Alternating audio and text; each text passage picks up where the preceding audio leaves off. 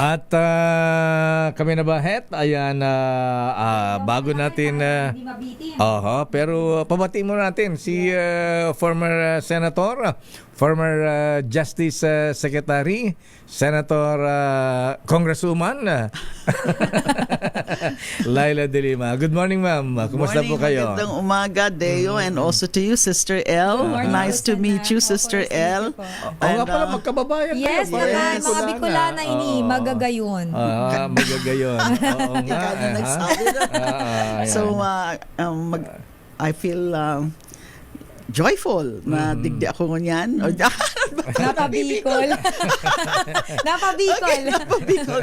Salamat po for guesting me today. Diyos ang mabalos, Opo. Senator Laila, ma'am.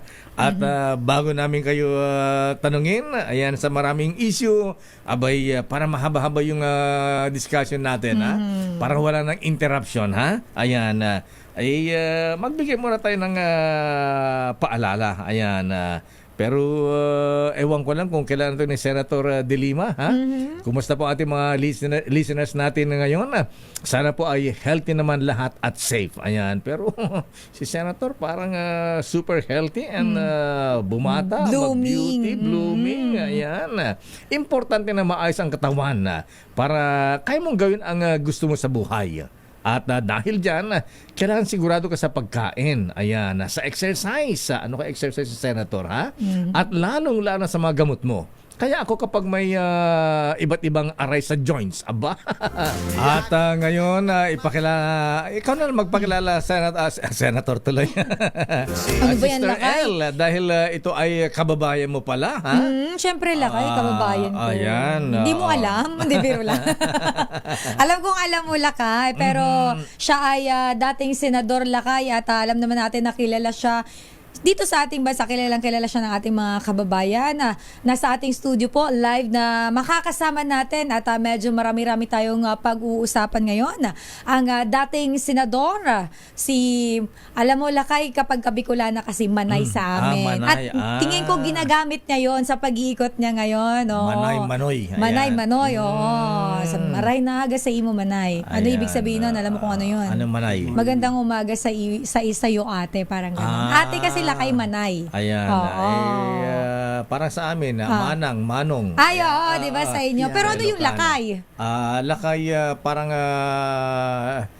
sign of Respect. sa mga Sa mga matatanda. matanda. Actually, nantay ko lang sabihin mo matanda eh. Hindi, biro lang. Pero kasama po natin live sa studio si former Senator Laila De Lima. Sen, ma'am, good morning po at bumati ka naman sa ating mga kababayan. Yes, good morning, Sister L. Good morning, Lakay Deo. And sa lahat pong nanonood at nakikinig sa programang itong Damdaming Bayan. Nagagalak ako na naimbitahan ako dito na mag-guest. Ayan, Senator De Lima, ma'am, ayan, diretsahan na tayo, ha? Huwag Opo. natin paligoy-ligoy, ha? Opo. Bakit hindi ka tumakbong senador, ha? Bakit party list, kailangan ng katulad mong fiscalizer sana sa Senado? Sa Senado. Naku, ang totoo, Lakay and Sister L, is that wala naman akong kaplano-plano na tumakbo sana for this year's election. Dahil nga alam nyo naman kung saan ako nanggaling. So nag-a-adjust pa nga ako sa current buhay compared doon sa tahimik lang na buhay doon sa loob. At ang bala ko po sana ay bumalik lang sa private law practice at balik din sa teaching sa law school at sort of yung to rebuild my life. Kasi siniraan nga ako ng siniraan. So kailangan ko sanang maano muna yung ma-fix muna ng buo yung aking buhay. Pero nahikayat po ako ng mga kasamahan ko sa LP because I'm part of the LP, Liberal Party, na maging nominee number 1 nitong ML Party List, which is the multi-sectoral arm or wing of the Liberal Party, na first time magpa-participate sa party list elections. Although, yung organisasyon po yan, na kumakatawan ng iba't ibang mga sektor, dati na po yan na nandyan sa LP. Pero bilang organisasyon lang, nung panahon pa po ng President Noynoy. Pero ngayon lang ho, napayagan ng COMELEC na maging party list. So, medyo na-challenge naman po ako, lalo nung naisip ko nga po na ito ay mapapalapit ka ngayon sa mga iba't ibang mga marginalized sectors o yung mga nasa laylayan. Tapos yung Senate po, marami nga akong nagtatanong, Lakay, kung bakit akala nga nila kandidato ako for senator. So, ina-explain ko sa kanila na wala ako plano na bumalik sa Senado at this point. Nakikita ko rin na masyadong sikip ang labanan doon Nakikita nyo naman sa survey. And then, ang iniisip ko rin na whether it's in the House of Representatives or sa Senate, pwede mo namang isulong at i-pursue yung mga advokasya mo. Nasa sayo na yan kung paano ka magpe-perform. At speaking of advocacy, Senator De Lima, Mama, ano ba ang advocacy ng inyong party list, mamamayang liberal? Okay. Since sabi ko nga po, nagre-represent kami sa iba-ibang mga sektor, women, youth, farmers, fisherfolk, workers, urban poor, indigenous peoples, LGBTQIA+, and even senior citizens. So, syempre, iba-ibang sektor yan. Iba-iba ang kanya yung tinatawag na attributes o iba-iba yung mga hangarin, mga adhikain. Pero meron pong isang ideal na nagbubuklod-buklod sa mga iba't ibang sektor na to. And yun ang social justice or katarungang panlipunan. So lahat ng sektor na to, yan ang main na advocacy. So yung as ML, yun din ang main advocacy. Saka yung para ba ma-uplift talaga yung kalagayan ng ating mga marginalized sectors, bigyan sila ng boses, ng malakas at matapang na boses sa Kongreso, sa House of Representatives. So yun po. But syempre, yung mga iba pa pong mga advokasya ko, like human rights, justice, democracy, rule of law, and national sovereignty. Yung mga ganyan po, ay ipaparating din po namin yan sa mga marginalized sectors. Ipapaintindi namin yan sa kanila kung gaano kahalaga yung mga advokasya na yan. Kasi sa mga marginalized sectors, syempre mas matimbang yung mga sinatawag na mga gut issues. Yung mga pagkain, kabuhayan, mga presyo ng mga bilihin na napakataas na ngayon, and then edukasyon. Yun ang mga topmost na mga hangarin nila. Pero gusto rin namin sa kanila na yung ibang mga causes or advocacies ay mga importante rin na makakaapekto rin sa buhay nila. Sino mga nominees, ma'am, ng mamayang Liberal Party list? Okay, ang mga nominees po, ako po yung nominee number 1, and then nominee number 2 is former Governor of Ifugao and former Congressman of Ifugao, Teddy Bronner Bagilat. Ang number 3 nominee po is former Congressman Erin Tanyada of Quezon. Quezon. Quezon. Yes. Yes. Si Erin Tanyada, tagal na nawala sa sirkulasyon sa sa politics. Anyway, so, ano ang, siyempre, party list sa senator? So, saan ang concentration niyo nangangampanya ngayon dyan sa Kasi nationwide din ang kampanya po ninyo. Yun na nga po, Lakay, siyempre, hindi kaya ng isang party list, lalo na kung kapos ang resources, lang gaanong resources, na makaikot sa buong bansa. So ang namin ngayon is strategic campaigning. Pag sa isang party list, yan ang yung strategic campaigning na we are identifying yung mga areas na pwede talagang pasukan at pwede maka-expect ng more or less significant votes. So actually, ginawa na yan ng ML, although constantly under review ng ML team. Pero hindi ibig sabihin na hindi na kami pupunta rin o hindi na kami maghihikayat ng boto sa mga ibang lugar. Siyempre, pupuntahan din namin yung mga kakayanin namin, yung mga lugar, in the hope na meron din kami mga makukuhang boto. Kasi alam nyo naman na may mga regions ngayon, may kanya-kanyang local or regional party list. So sa mga lugar na yon, syempre ang ang top choice nila is yung sa party list na yon, kung naniniwala sila dun sa party list na yon. Pero syempre yung hanggat pwede na makakuha pa ng ibang mga boto dyan sa mga ganyang lugar, susubukan ho yan ng ML. Ayun. Senator Ma'am, paano yung tinatanggap yung kayo po ay target ng mga trolls ngayon, ha? Nako. Ay, Bashing, kung ano-anong mga, sa mga negative, sa mga negative position comments. dahil sa time sa mga iba't ibang issues. Opo. Paano nyo hinaharap? Paano nyo tinatanggap itong mga ganitong trolls? Actually, Lakay, sinike ko na yung mind ko, no? Kasi alam ko naman na lalo nang sumabak na naman ako sa circulation, sa public scene, ay inano ko na rinedi ko na yung aking sarili.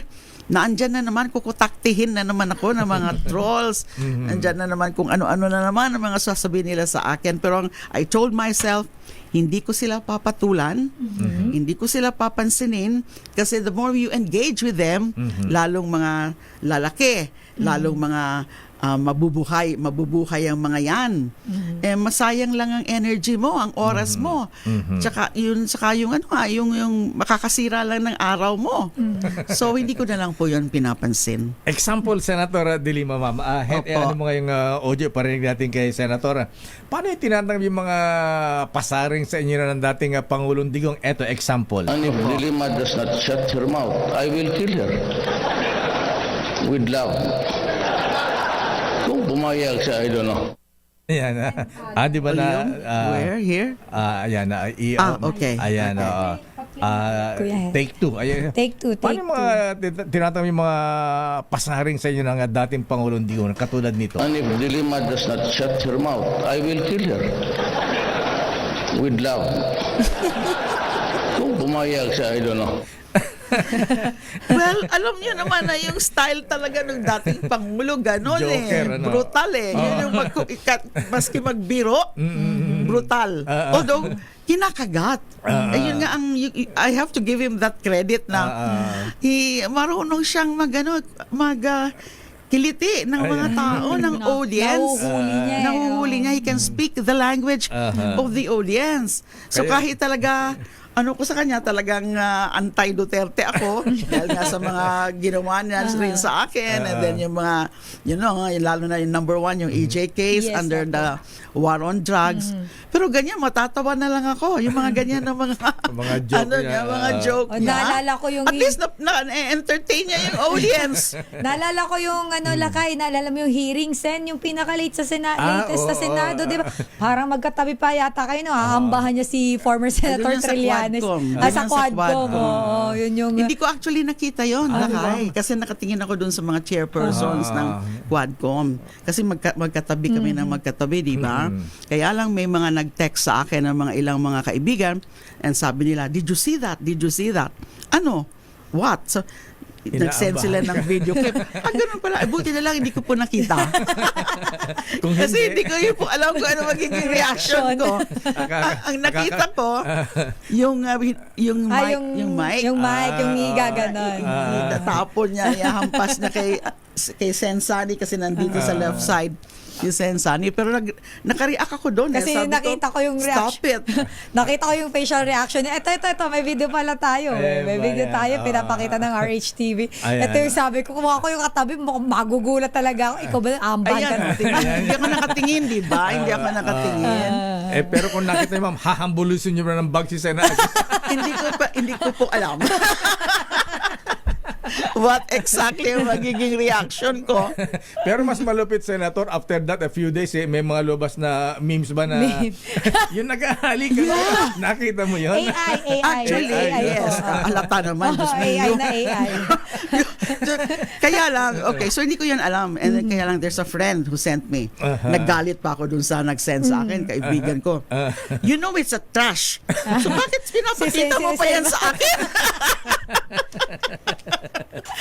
Bakit sinend mo pa yan? Para lang alam mo. Para daw socially aware si Sen.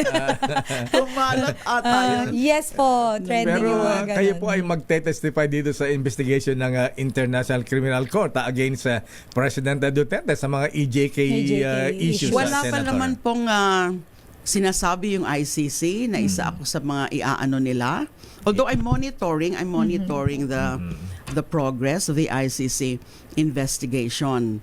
And I'm willing to be, I'm always ready to be a resource person o kung witness, kung ano man ang gugustuhin ng panel, ng prosecutors pag dumating na po sa trial stage. Kasi ngayon, investigation pa lang na medyo natatagalan na nga yung karamihan.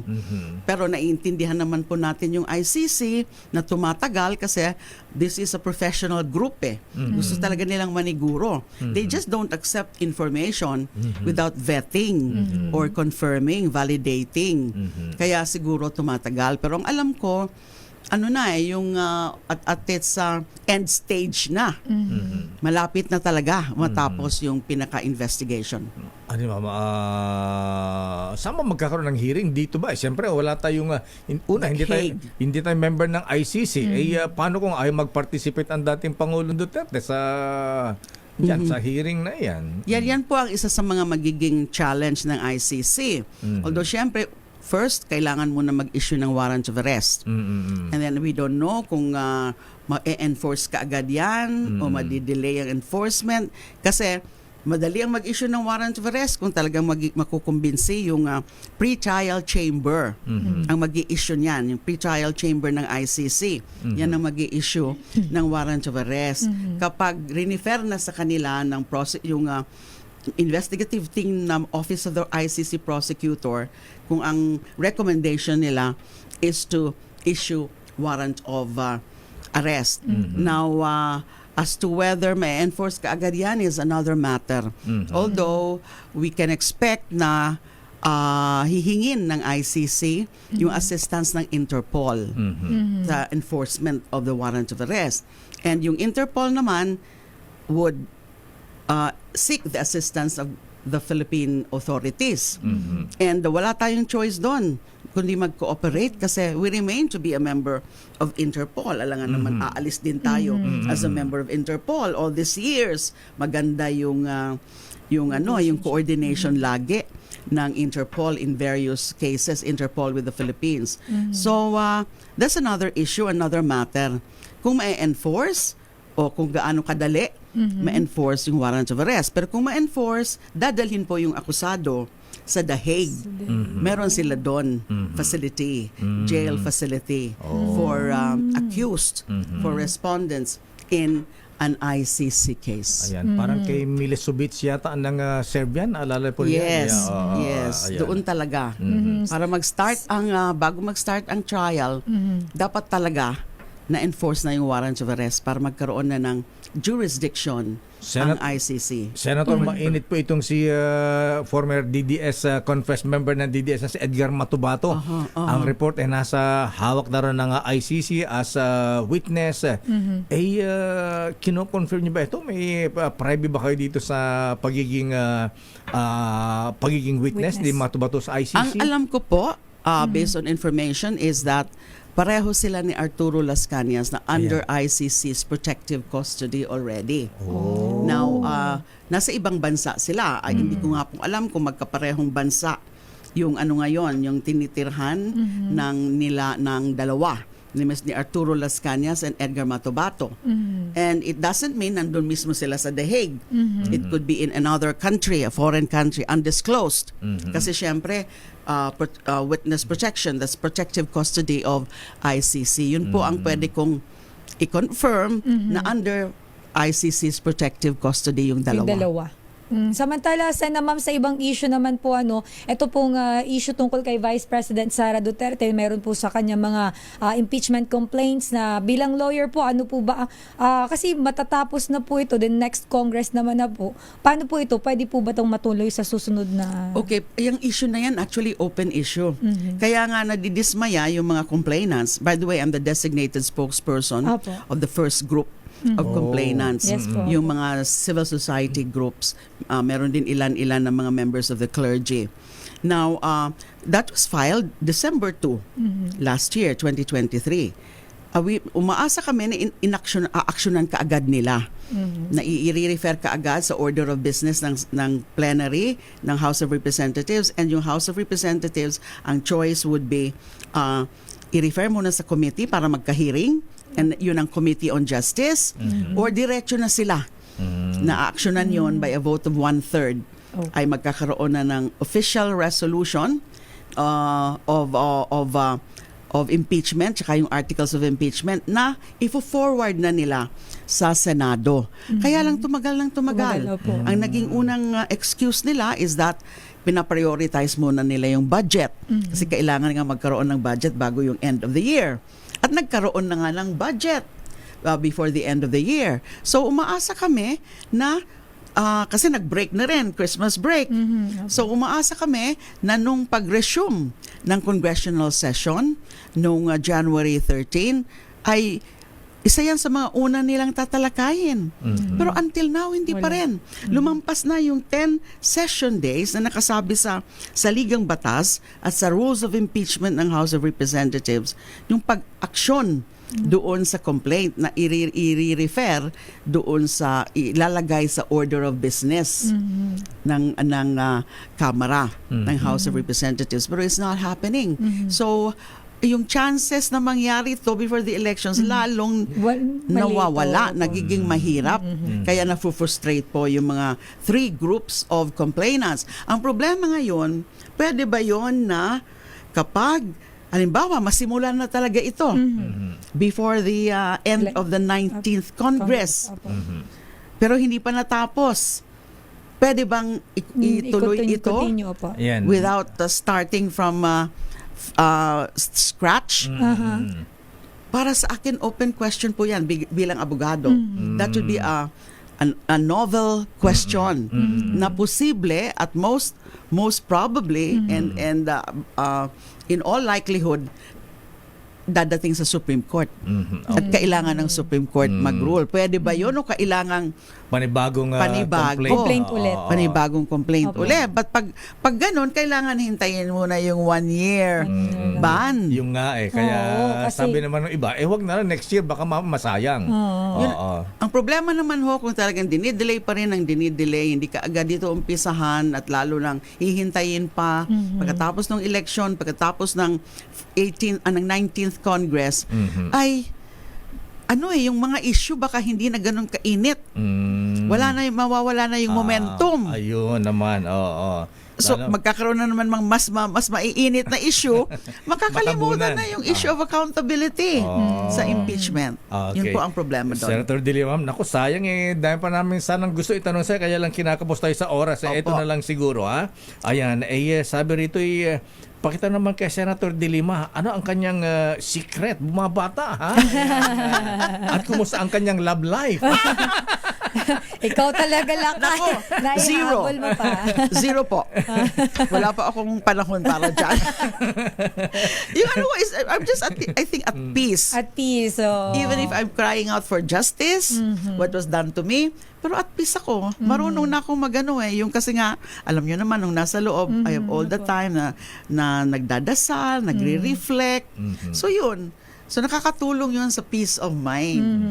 Kaya ganon. Pero love life na. Kaya Zero. yun pala ang sekreto ni Sen Lakay, peace of mind. Ayan. Sa bagay, Peace of pag mind. stress ka talaga, kukulubot ka.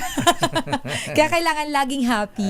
Ayan. Sa dami ng problema, kailangan Yes. Ayan. Wag dibdibin Wag masyado, di ba, dibdibin. Sen? Oo. Senator Manay Mama, maraming salamat. Diyos mabalos. Thank you and good morning and good luck. Good luck po. Diyos Ayan. mabalos din sa inyo, Lakay, and Sister El. Diyos mabalos, Sen, ma'am. And of Maraming course, sa maraming Mamamayang salamat. Liberal. Ayan. Ayan. Thank Thank you, Senator Laila De Lima.